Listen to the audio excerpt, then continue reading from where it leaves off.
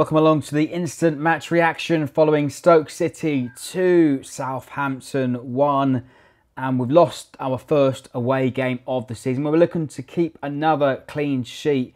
And ultimately, we really did wake up too late to make an impact. We did it against Man United. We threw everything at them. We battered United in the second half. And we battered Stoke in the second as well. But not enough to get a victory. But let me get off with the starting lineup then. It was one change from the previous game against Man United, and it was only Virgil van Dijk making his return in the starting lineup for the first time in nearly 9 months, replacing Wesley Hoot in the 11. The rest of the squad unchanged. I won't bore you with all the facts, but I'm going to fast forward to about 40 minutes into the first half. It was very scrappy, not really much threat going forward from either side, but 40 minutes, Stoke City find themselves in the lead from a corner, and it was Juve really unmarked in the penalty box. Maybe off Yoshida.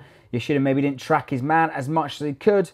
Juve finds himself a free header, and it's sloppy, poor defending by Saints, allowing them in for the first goal. Now, following that, only 2 minutes later, they could find themselves doubling their lead with a Berahino penalty. Now, Van Dijk, he trips over, I think it's Choupo-Moting in the penalty box. Really, again, late at the tackle, sloppy defending, but Berahino looking for his first goal in nearly, I think it's a year and a half. He misses the penalty. Fraser Forster, huge big pause of his, bats it away to his left, saves the penalty. Brilliant by Forster, but not particularly a great penalty from Berahino. Comfortable save for Forster and surely gave him a bit of confidence moving forward. Now I'm going to fast forward a little bit again in the second half, like it was in the first. Very scrappy, not much threat from either side, but I'm going to go into the substitutions. On the hour, we've seen Boufal replace Davis, and then later on, a few minutes later, Gabbiadini replacing Redmond just a few minutes later. And I'll be honest, guys, Redmond once again anonymous. Really not much involved with the squad, but let me know what you think of Redmond. Does he need to step out of the squad for a while, allow Boufal or Long to go out on the wing for a little bit? I don't know. He's just not with it at the moment. Anyway, I'm going to fast forward again for about 10 minutes. Yoshida equalises for us with an acrobatic strike. Brilliant technique from the defender. It was a second ball. Now, Stoke failed to deal with that, and now they've got great defenders. They've got really strong defenders, but it was a second ball into the box. Come back in. It comes off Long, he flicks it onto Yoshida, finds himself about 2-3 yards, and a brilliant, excellent acrobatic kick.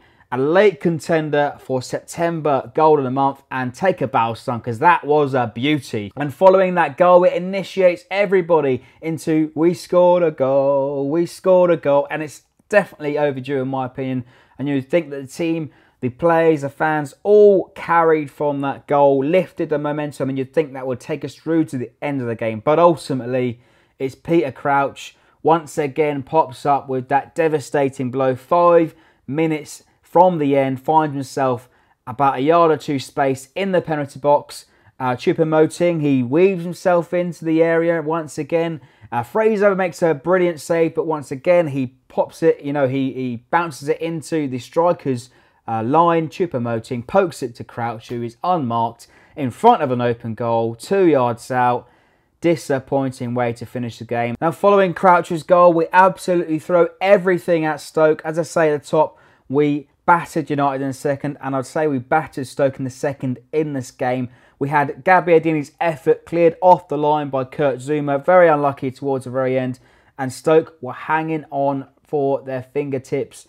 We were unlucky not to take anything from this game, and very disappointing. In the same manner and the same fashion that we did against United and a few other weeks ago, that it's taken us so long to wake up and go for it. Why don't we go for it straight off the bat, straight in off the first whistle? Very disappointing and very frustrating for the fans to come away with nothing to really sing about. No points away from Stoke this afternoon.